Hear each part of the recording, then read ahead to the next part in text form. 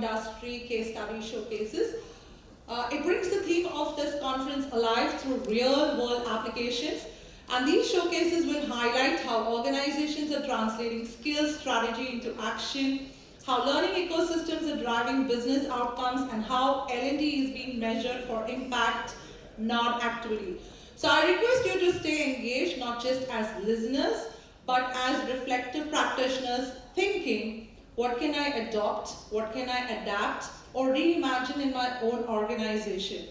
So put your hands together for the very first Leaders Industry Case Study Showcase from Purechase India, Mr. Vikas Kumar, the CEO. Thank you.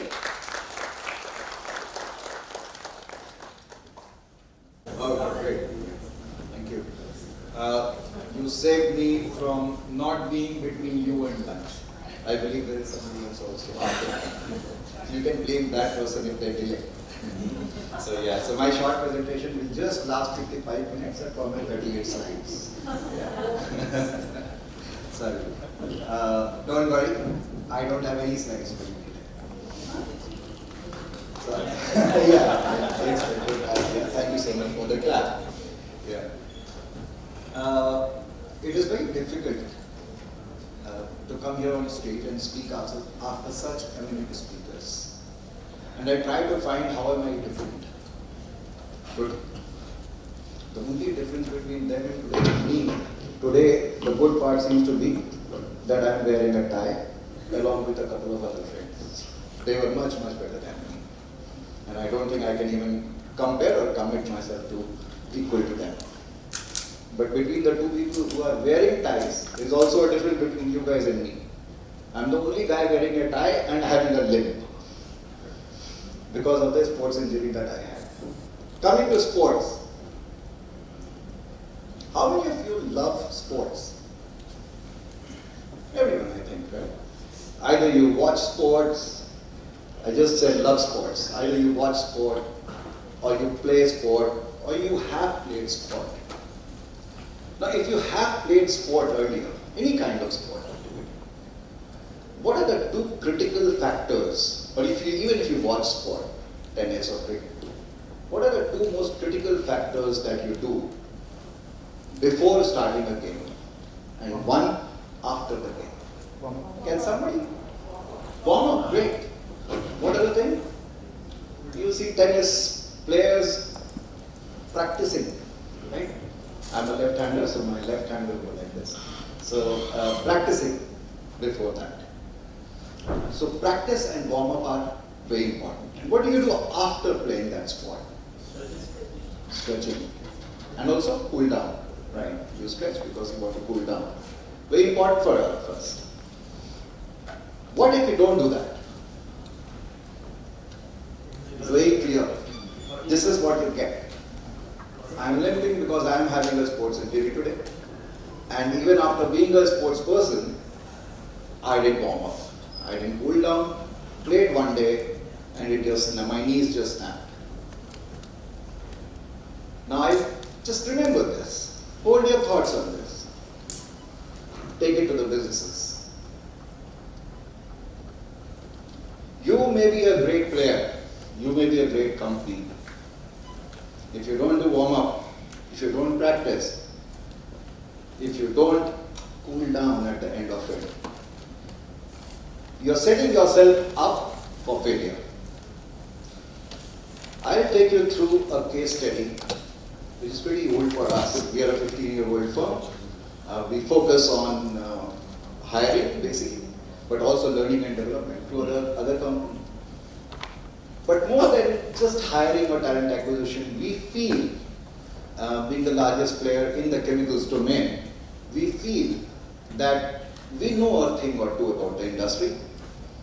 We know a thing or two about the businesses. Therefore, we consider ourselves as advisors and not just hirers for them. Organizations don't change if you're just hiring good people. You need rewiring of the organization if you really want a change to happen. So 8 years back, this promoter-driven company in the MSME sector approaches us and says, look, Vikas, I've heard about you. We want to engage you for our hiring needs. What kind of needs? Oh, we want to professionalize.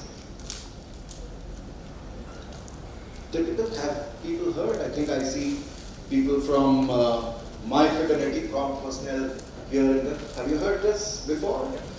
We want to hire, we want to professionalize our organization. Therefore, I think sure you've heard this also. Therefore, we want to hire good professionals from MNCs. They will come, they will transform the organization. Right, true? And how many times have you heard, also seen, that after 3 months and 6 months, the same guy leaves?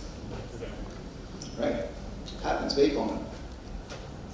So, because I had spent a lot of time in leadership roles in chemical companies, Roman Haas and Dow Chemicals, Tamil Nadu Petro, I said, okay, can I have an audience with you?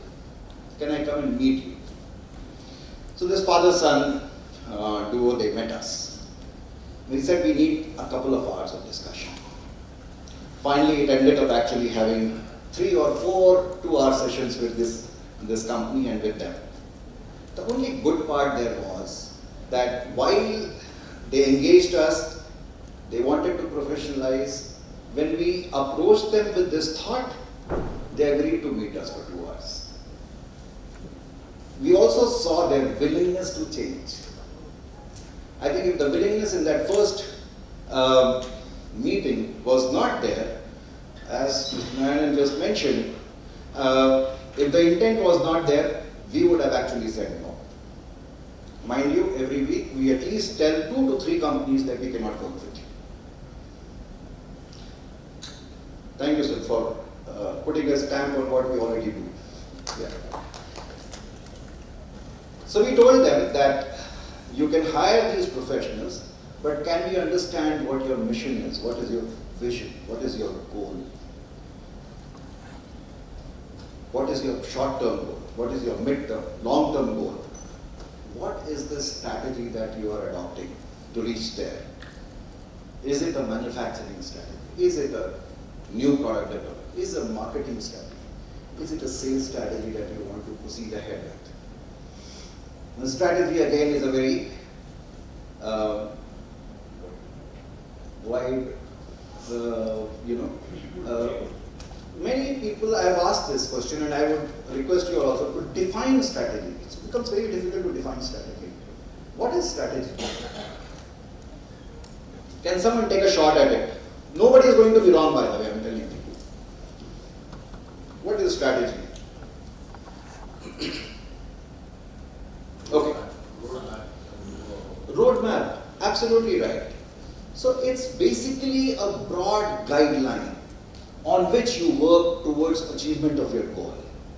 For example, when I was working for Dow, our strategy was asset-light strategy. We will have lesser and lesser plants, but we will grow our turnover. So from 550 plants, I think today they have got 250 plants. So they have done away with 300 manufacturing facilities. And the company has grown, profitability has grown, share value has grown. So strategy, what is your strategy? Now, depending on this goal, and this is strategy that they have, we said, what is your organization chart? How does your organization chart look like today? We discussed about those. They were very, very forthcoming with us in this particular case. They shared the organization chart, and then we suggested, now how do you want this to look when you achieve your goal? So we developed for them an organization chart which corresponds very well with the goal that they want to achieve from 5 years from there.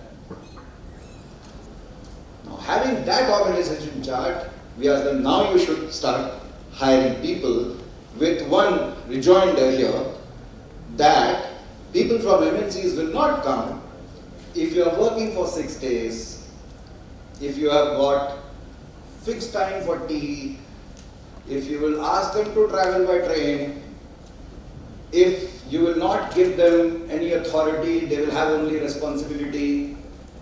You will be the if you are going to be the final authority on all the decision making. So it needs that cultural shift, that cultural change, which is where coaching, mentoring, and learning and development came into the picture. We designed that entire piece for them. We helped them. At that time, we did not even have our learning and development organization, which now we have. We designed it entirely for them. We coaxed the leader, the promoter, to change the ways he was working, change the decision-making process, and he was all ears. We asked them to hire a senior leader from an MNC, which he did after this. That senior leader continues till today. Because between these two, they have actually transformed the company. Now there is a training calendar that they follow. MNC professionals are willing to join this organization. In the past 8 years, I am seeing the growth from a 250 crore company. It has gone up to 600 crores. From a profit percentage, thank you so much. From a profit percentage of around 10 to 11% EBITDA, they have moved up to 19%. Now, it's not that only we were responsible for all these things. I'm sure they have done many other things also along with it. We can't take all the credit for this, but we will take at least 1 or 2% of EBITDA increase credit for that.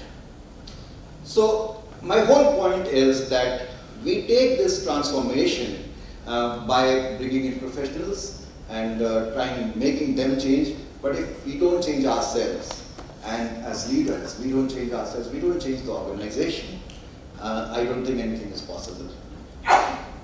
My 45 minutes are over. Thank you very much.